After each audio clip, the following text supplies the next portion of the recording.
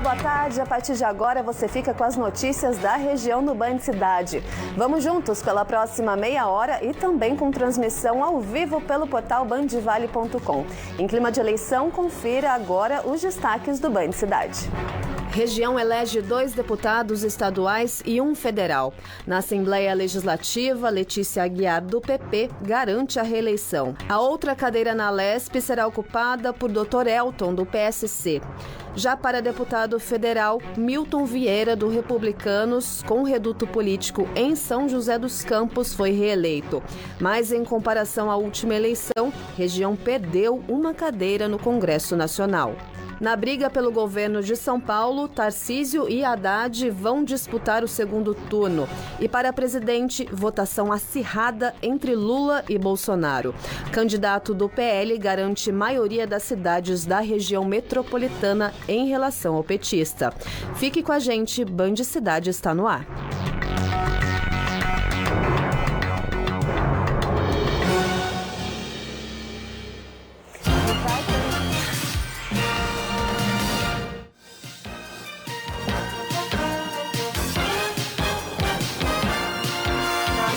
Silva do PT e Jair Bolsonaro do PL entraram na disputa das eleições do próximo dia 30 de outubro.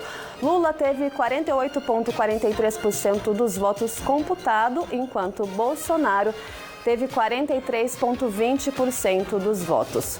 Simone Tebet ficou em terceiro lugar, seguida de Ciro Gomes, que ficou na 4ª colocação. Nós também separamos para vocês uma tela que mostra um raio-x da nossa região em relação aos presidenciáveis. Jair Bolsonaro venceu em 31 cidades. Destaque então para as 3 maiores cidades de São José dos Campos, Taubaté e também Jacareí. No litoral norte também foi maioria em Caraguatatuba, Ilhabela e Ubatuba. Já Lula ganhou em 8 municípios, são eles Arapeí, Areias, Bananal, Lavrinhas, Queluz, São José do Barreiro, São Luís do Paraitinga e também São Sebastião. Já para governador, agora a gente fala sobre o governo do estado de São Paulo. Também vai ter segundo turno e entre os candidatos, Tarcísio de Freitas e Fernando Haddad disputam então esse segundo turno. O candidato do Republicanos ficou com 42,32% dos votos, vencendo em 31 cidades da região, e entre elas São José dos Campos, Taubaté e Jacareí. Vale lembrar que o vice de Tarcísio é também o ex-prefeito de São José dos Campos, Felício Ramute. Haddad teve então 35,70% dos votos válidos e teve o maior número de votos nas cidades de Areia e Bananal. Na sequência, em terceiro lugar, com pouco mais de 18% dos votos, ficou o atual governador do estado, Rodrigo Garcia, do PSDB. Já Vinícius Poit, do Novo, teve apenas 1,67%, lembrando então que os candidatos voltam em campanha e também com horário político eleitoral que começa a ser transmitido a partir desta sexta-feira, dia 7 de outubro. Agora a gente chama então, a gente confere como foram as eleições nesse domingo, dia 2 de outubro, aqui em São José dos Campos. Os portões fecharam às 5 da tarde em ponto. Pessoal, 17 horas, mais alguém para votar? O Adilson chegou literalmente segundos após o fechamento e, infelizmente, não conseguiu votar. Hoje eu estava trabalhando, era para me ter saído mais cedo, aconteceu um imprevisto no serviço, Eu trabalho em Guarulhos, no CDP2 de Guarulhos, e cheguei em cima do horário e, infelizmente, não consegui exercer a cidadania, Do lado de dentro, filas enormes e horas de espera para votar. Olha as filas lá, imagine, criança, idoso.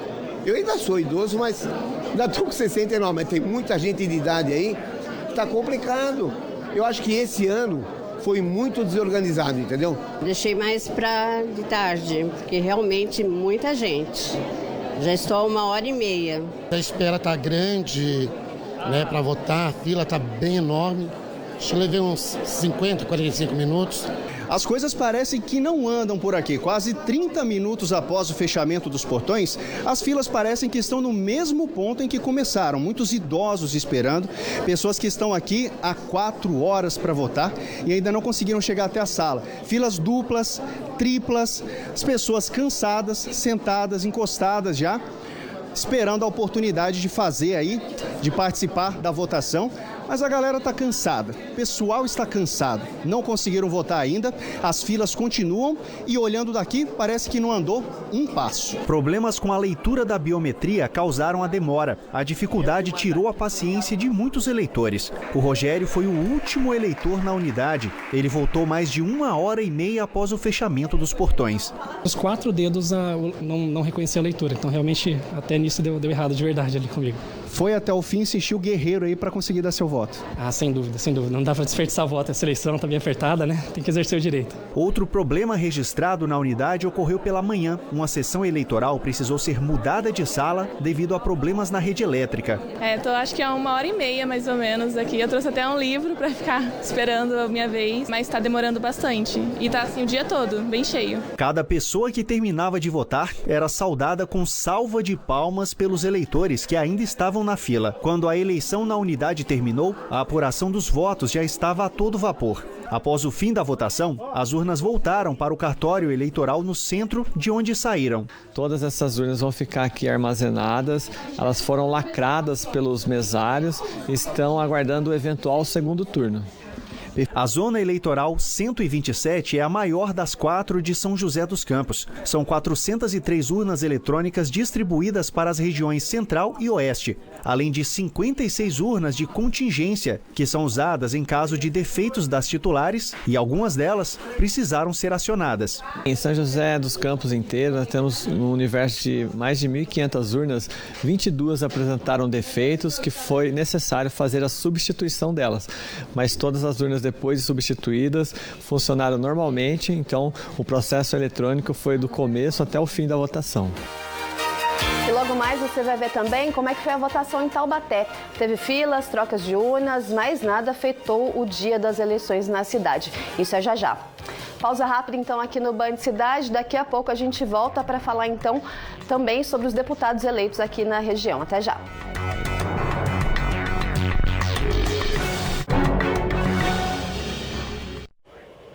Voltamos e entre os deputados estaduais eleitos na região, o Dr. Elton, filiado ao PSC, o Partido Social Cristão, recebeu mais de 46 mil votos. Luiz Eugênio está ao vivo com o deputado e conversa agora com a gente. Boa tarde, Eugênio. Boa tarde também ao deputado eleito.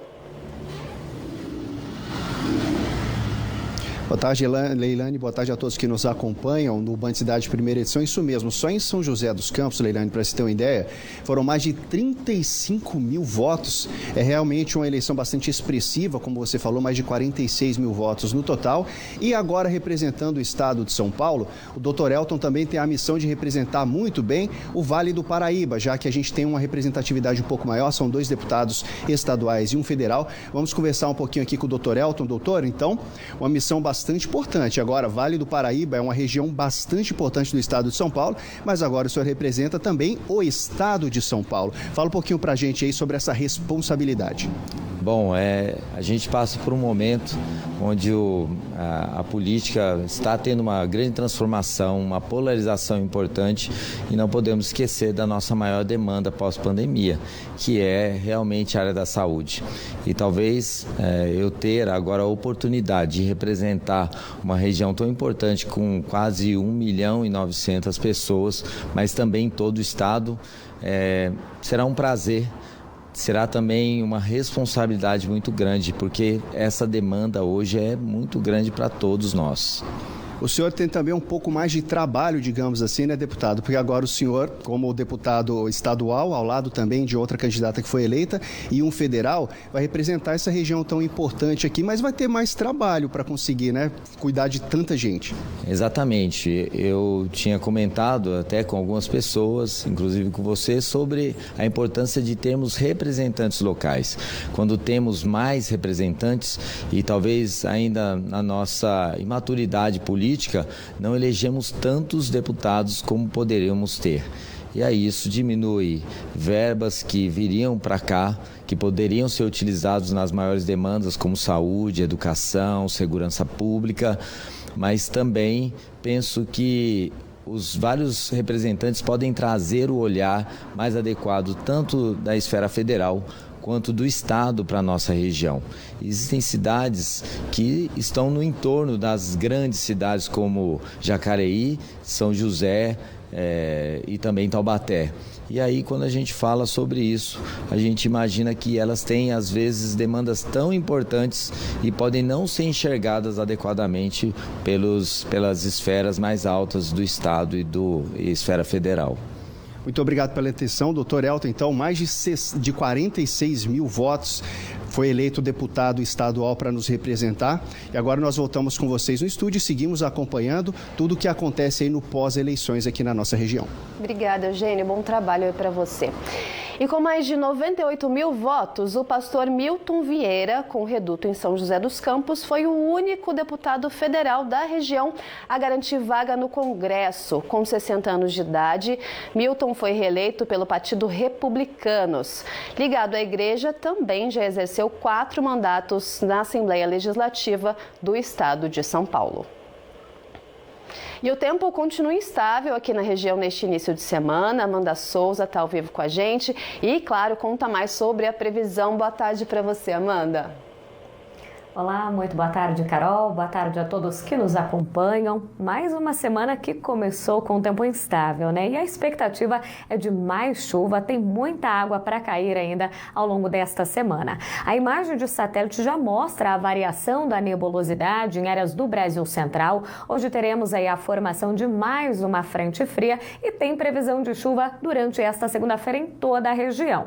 São esperadas pancadas de chuva, principalmente no período da tarde, à noite. Uma chuva que pode, inclusive, vir acompanhada por descargas elétricas. Por enquanto, não são esperados grandes acumulados, mas ao longo da semana essa chuva pode ganhar mais intensidade. Teremos aí, a partir de meados da semana, a formação de um ciclone extratropical que dará origem a um novo sistema frontal. Hoje, por enquanto, pancadas apenas rápidas e essa presença de nebulosidade que chama a atenção. A temperatura não sobe muito, máxima de 24 graus em Jacareí durante esta segunda-feira. Em Lavrinhas, 23 graus de máxima prevista, também com chance de chuva. Em Campos do Jordão, 18 graus de máxima. Em Ilhabela pode fazer 21 graus. Em São José dos Campos, a semana começou já com tempo instável, muita variação de nebulosidade, chance de chuva e máxima hoje que pode chegar a 25 graus.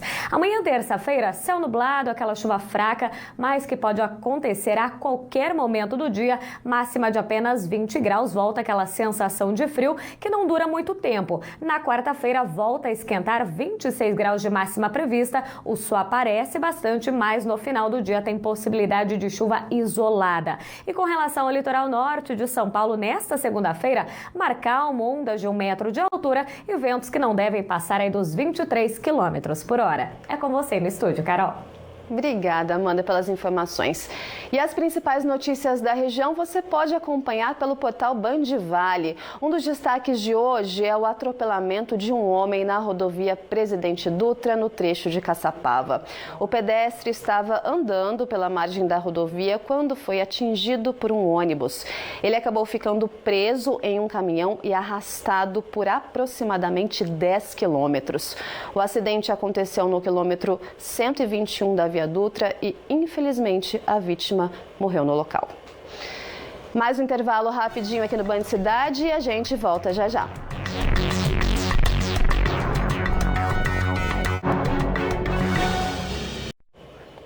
Letícia Aguiar, do Progressistas por São José dos Campos, foi reeleita com pouco mais de 68 mil votos. A Caroline Rossazzi está ao vivo com a deputada e nos traz mais informações. Boa tarde a você, Carol. Boa tarde também à deputada reeleita. Oi, Leilane, boa tarde para você, boa tarde a todos. A deputada estadual Letícia Aguiar, do Progressistas, foi a candidata da região mais votada para a Assembleia Legislativa do Estado. Foram 68.556 votos, mais precisamente, que garantiram a ela o segundo mandato a partir de 2023. E é sobre a reeleição que eu vou conversar agora com ela. Deputada, boa tarde. Em primeiro lugar, como é que você recebeu esse resultado, visto que o número de candidatos aqui da região era bem expressivo, né? Bom, recebi com muita alegria, com muita honra, ser novamente deputada estadual do Vale do Paraíba, continuar a minha missão. Nós sabemos que, de fato, né, por conta de não ter mais as coligações partidárias, os partidos, as siglas partidárias precisaram lançar muitos candidatos e, com isso, né, óbvio, é bom para o eleitor, que ele tem mais opções para ele escolher quem de fato o representa, mas aí a disputa ela fica mais acirrada, ela fica mais difícil, né? Então, ter esse reconhecimento nas urnas, mesmo diante deste cenário de uma disputa eleitoral mais difícil, demonstra que nós estamos no caminho certo, que o trabalho está sendo realizado com sucesso e que as pessoas gostam do trabalho aqui dessa deputada. Qual vai ser o foco principal nesse início de segundo mandato? Olha, o foco é dar continuidade em proposituras importantes que eu apresentei na Assembleia Legislativa, que são de minha autoria. O Colégio Público Militar é um projeto meu, Infância Protegida é um projeto meu, que estão avançando na Assembleia e nesse segundo mandato a gente vai conseguir dar celeridade. O homeschooling, né, que é o ensino domiciliar, que também é um projeto meu. O trabalho em prol da segurança pública, da educação, do ensino de qualidade, né, buscando também a defesa da vida, da família, das causas especiais, das causas do autismo, da síndrome de Down. O nosso trabalho é muito focado também em cuidar das pessoas mais vulneráveis. Acho que isso é uma característica minha como mulher também. Então, a gente quer dar continuidade nessas proposituras apresentadas e, claro, levar recursos e investimentos importantes para todos os municípios aqui do Vale do Paraíba. Como você vê a representatividade da região na Assembleia Legislativa, que nessas eleições permaneceu igual, né? Não mudou muito, com 2 cadeiras? É um reflexo do cenário que nós comentamos, né? Uma disputa eleitoral muito acirrada, muitas opções, muitos candidatos lançados, mas é importante que o eleitor saiba escolher, né? Qualificar o voto, escolher quem de fato trabalha, quem de fato representa a sua região, né? Não só com o trabalho, mas com aquilo que acredita, né? Os valores, os princípios, né? A minha luta, a minha defesa da vida, da família, dos princípios cristãos dentro da política. E a minha missão agora também é continuar ajudando o nosso presidente Bolsonaro, né, para que ele seja reeleito, sendo uma base forte dele também aqui na Assembleia Legislativa e do nosso governador Tarcísio também, para que ele possa ter, né, uma deputada parceira dele, para que a gente possa avançar com os projetos importantes para o Estado de São Paulo. Ok, deputada, muito obrigada pela sua entrevista, um bom mandato também. É isso, Leilane, volto com você aí no estúdio. Obrigada, Carol, pelas informações. E a gente segue falando sobre eleições. Em Taubaté, eleitores enfrentaram filas e urnas precisaram ser substituídas durante o dia. Mas o processo não foi prejudicado e o dia 2 de outubro foi considerado um domingo tranquilo de votação. Em Taubaté, a totalização dos votos levou mais tempo do que o esperado. Na escola Jacques Félix, um dos maiores colégios eleitorais, a urna da seção 76 apresentou problemas e foi substituída 3 vezes. Aconteceu alguns imprevistos que acontece, infelizmente, é máquina. Foi feita a primeira troca, seguiu um pouco da votação, foi feita a segunda troca, travou novamente e foi feita a terceira troca. Então, foram 3 urnas no total. Mas conseguimos finalizar, agora acabou tudo com sucesso, já fechou a última pessoa, já encerrou. O tempo de espera não foi obstáculo para Jonathan, que já tinha os candidatos escolhidos. O jovem foi pensando no futuro do filho, que é recém-nascido. Já estava bem decidido já, a família também bem reunida em questão de decisão e, querendo ou não, eu, como agora sou um pai recente, é o futuro, né? Com a votação encerrada, as urnas foram levadas ao cartório. 97 votos foram feitos de forma manual, por problemas técnicos de um outro equipamento. No entanto, o processo não foi prejudicado. Aquela urna, ela cadastrou os votos até um determinado momento do dia e eles serão computados. E a partir dali, como não houve sucesso no reparo da urna, nós tivemos que passar para votação manual. E ela foi feita em cédulas de papel, usando a urna de lona, e esse final da votação vai ser apurado aqui no cartório agora. Terminou a eleição, se lacra a tampa da urna, ela é lacrada, fechada, os votos estão lá dentro, ela é de lona, não é nem possível de se cortar, de fazer alguma coisa assim.